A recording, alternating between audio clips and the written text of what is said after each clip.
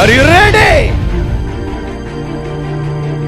కథ మలుపు తిరిగింది. కథ మలుపు తిరిగింది. చాలా మంది నేను విన్నదేంటి తెలుసా, కథ అడ్డం తిరిగిందంట. కానీ ఇక్కడ కథ మలుపు తిరుగుతుంది. కథ అడ్డం తిరిగిందంటే దానికి అర్థం ఏంటి? నెగిటివ్గా జరుగుతుందని. కథ మలుపు తిరుగుతుంది అంటే పాజిటివ్గా ఏదో జరగబోతుందని. ఈరోజు వాక్యం ఏంటని ఇక్కడ కూర్చున్న మీ అందరితో ప్రవచిస్తున్నాను. యేసు నామములో కథ మలుపు తిరగబోతుంది. ఎలా ట్విస్ట్ ఇవ్వబోతున్నాడో నువ్వు చూడబోతున్నా. యేసు ప్రభు వారు సిలువలో వేలాడుతున్నారు. ఎడం వైపు ఒక దొంగ, కుడి వైపు ఒక దొంగ. కుడివైపు దొంగ నరకానికి వెళ్ళిపోయాడంట. సెకండ్ పేరు ఎవరిది? ఈ కుడివైపు దొంగదే. సాతాను గాడు అంటున్నాడంట, ఆ మనిషి రాడేంటి, ఆ మనిషి రాడేంటి, నువ్వు చచ్చావు, నీ ఆత్మ వచ్చింది, ఆయన రాడేంటి, ఏంటోనయ్యా ఇక్కడ రావట్లేదంట, పరదేశంలో కనపడుతున్నాడు. కథ మలుపు తిరిగింది. నిన్ను కూడా నరకానికి తీసుకెళ్లాలనుకున్నాడు, కథ మలుపు తిరిగింది. నిన్ను కూడా అపజయంలో తీసుకెళ్లాలనుకున్నాడు, కథ మలుపు తిరిగింది. ఈరోజు నజరేయుడైన యేసు నామములో కథ మలుపు తిరగబోతుంది.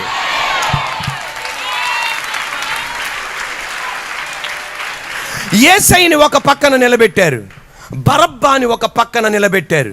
యేసయ్యని ఒక పక్కన నిలబెట్టారు, బరబ్బాని ఒక పక్కన నిలబెట్టారు.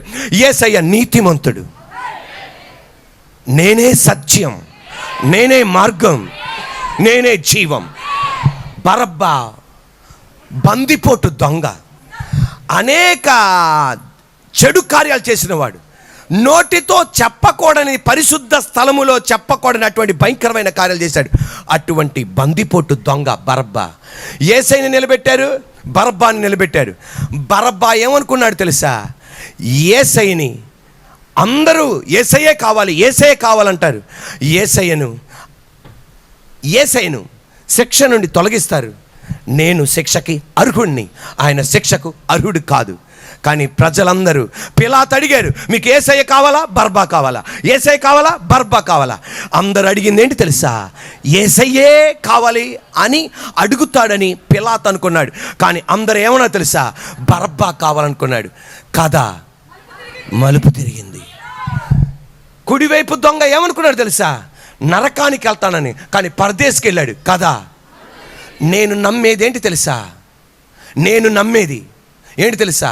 1 యోహాను 1:7 యేసు రక్తం ప్రతి పాపముల నుండి మనల్ని పవిత్రులుగా చేయను. సాక్షాత్తుగా యేసయ్య రక్తం నీ మీద పల్లా, సాక్షాత్తుగా యేసయ్య రక్తం నీ మీద పల్లా, యేసయ్య రక్తం నా మీద పల్లా. అయినా యేసయ్య రక్తపు పవర్ మనం అనుభవిస్తున్నాం. నేను నమ్మేది ఆయన రక్తపు బొట్టు ఆ కుడివైపు దొంగ మీద పడింది. అక్షరాల దేవుడు కార్యం చేశాడు అక్కడ. కథ మలుపు తిరిగింది. Praise the lord. ఈరోజు అదే యేసయ్య రక్తపు శక్తి నీ మీద పడి కథ మలుపు తిరుగును గాక. మన మందిరానికి రాజరాజేశ్వరిపేట అన్న ప్రాంతం నుండి ఒక బ్రదర్ గారు వస్తున్నారు. ఆ బ్రదర్ గారు ఎదుర్కొన్న సమస్య ఏంటంటే, ఒక హత్యలో ఈయన కూడా పాలు పొందుకున్నాడు. A1 ముద్దాయి, A2 ముద్దాయి, A3 ముద్దాయి, A4 ముద్దాయి అంటారే, అలా A4 ముద్దాయి ఈయన ఒప్పుకున్నాడు, ఈ హత్యకి మేము కూడా ఉన్నామని. విజయవాడ నుండి రాజమండ్రి సెంట్రల్ జైలుకి వేశారు. 1వ సంవత్సరం జైల్లో ఉన్నాడు. 2, 3, 4, 5, 6, 7 జైల్లో యేసయ్య గురించి తెలుసుకున్నాడు. కథ పశ్చాత్తాపడ్డాడు.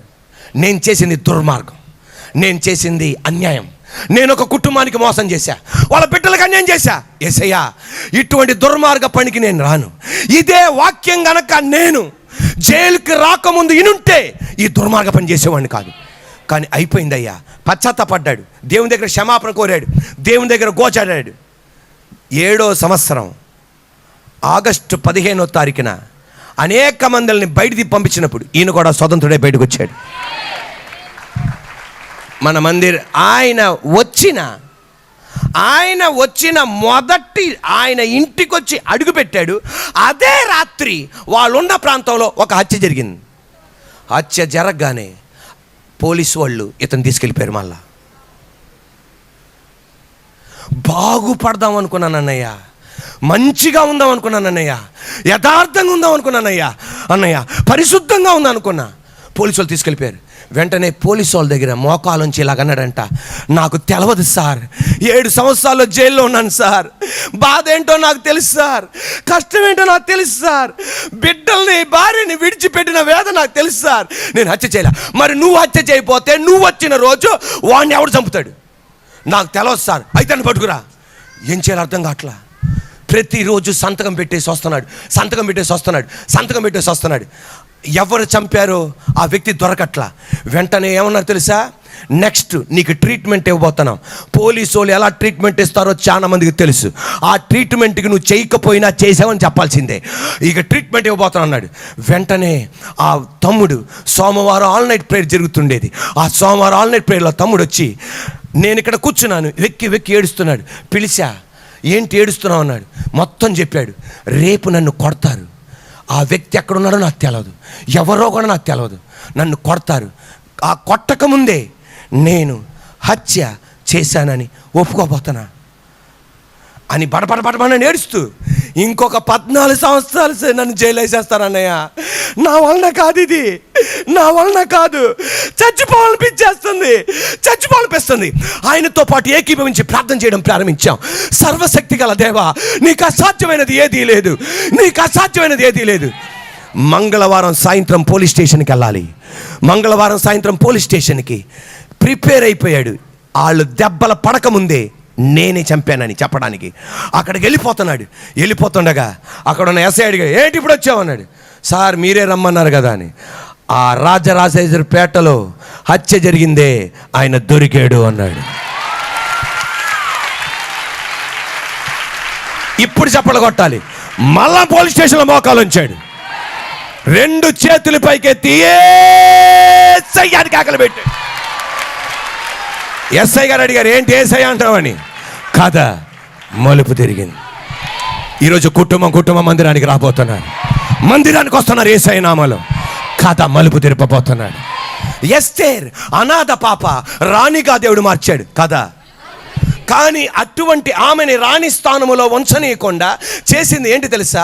హామాన్ అన్న మంత్రి ఆమెను చంపడానికి, యూదా జాతిని చంపడానికి రాజుగారి దగ్గర నుండి, మంత్రి గారి దగ్గర నుండి మొత్తం అధికారం తీసుకున్నాడు. అధికారం తీసుకొని మొర్దెకై అన్న వ్యక్తిని దాదాపు 70 అడుగుల మూరల ఎత్తు కలిగిన ఉరికొయ్యను కట్టించాడు అక్కడ చంపడానికి. అటువంటప్పుడు అందరూ అనుకున్నారు మేము మరణించబోతున్నామని.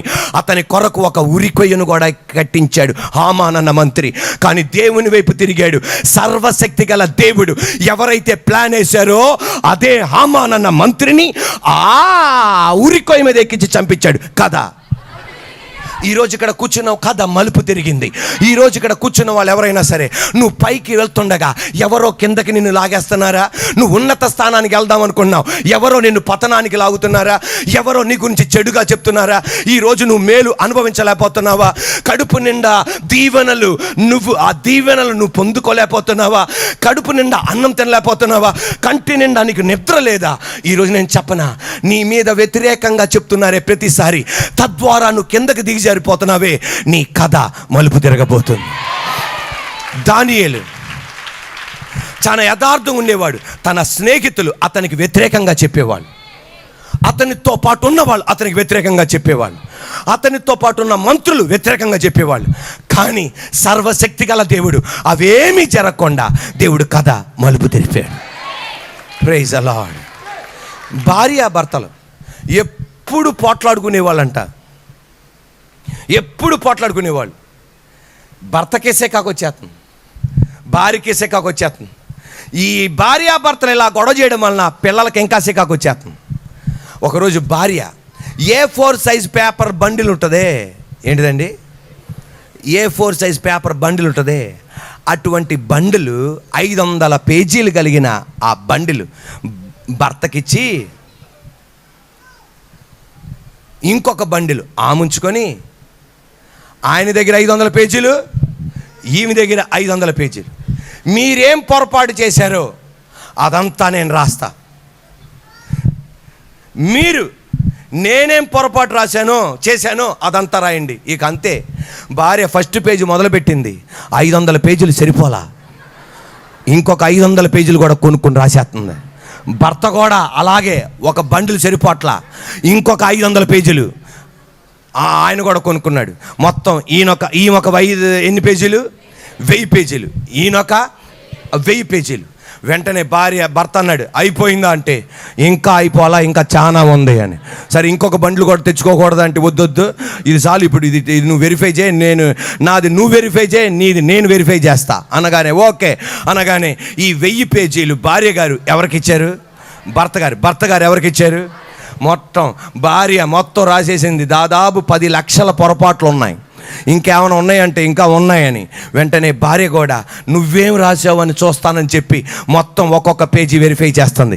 ఒక్కొక్క పేజీలో ఒకే ఒక మాట రాశాడు. అదేంటి తెలుసా?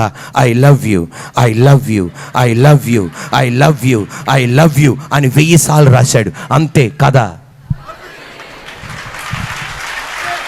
ఈరోజు సర్వశక్తి గల దేవుడు నీ బతుకులో కూడా కథ మలుపు తిరపబోతున్నాడు. సిలువలో మన మీద ఉగ్రత పడాలి, శిక్ష పడాలి. ఏ నేరము చేయలేని యేసయ్య, కానీ మన చూసి ఏమన్నాడు తెలుసా?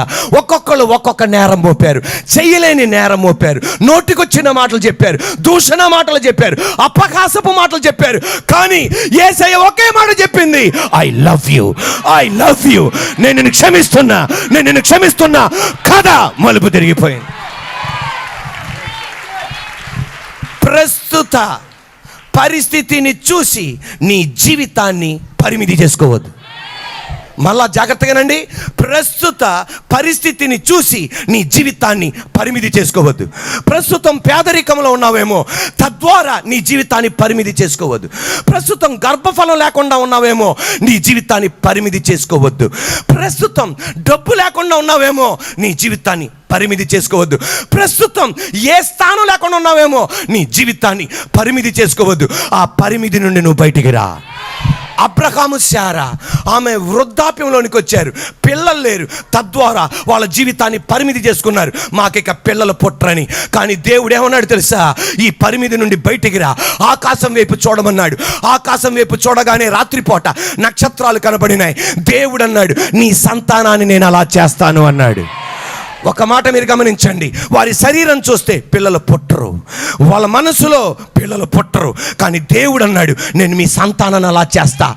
శరీరం చెప్పింది, మనసు చెప్పింది, వైద్య శాస్త్రం చెప్పింది, డాక్టర్లు చెప్పింది, వేరే వాళ్ళు చెప్పింది నమ్మలా, దేవుడు చెప్పింది నమ్మారు. ఈ రోజున నీ ప్రస్తుత పరిస్థితి చూసి నువ్వు పరిమితి చేసుకోవద్దు, దాంట్లో నువ్వు బయటపడాలి. ఈరోజు నువ్వు పేదరికంలో ఉన్నావేమో, ఆ ప్రస్తుత పరిస్థితి చూసి నువ్వు పరిమితి చేసుకోవద్దు. దేవుడు నీకు చెప్పేది, ఐశ్వర్యం నాది, వెండి నాది, బంగారం నాది, కొండలు నావి, డబ్బు నాది.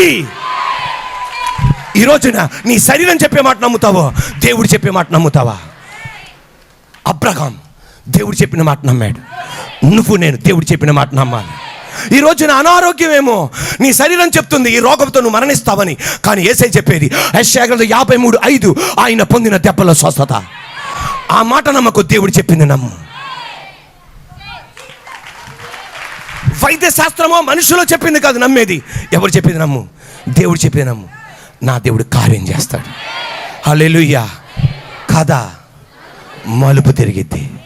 యేసు నామములో ఈరోజు వాక్యం వింటున్నా, మన బతుకులో కూడా కథ మలుపు తిరగబోతుంది.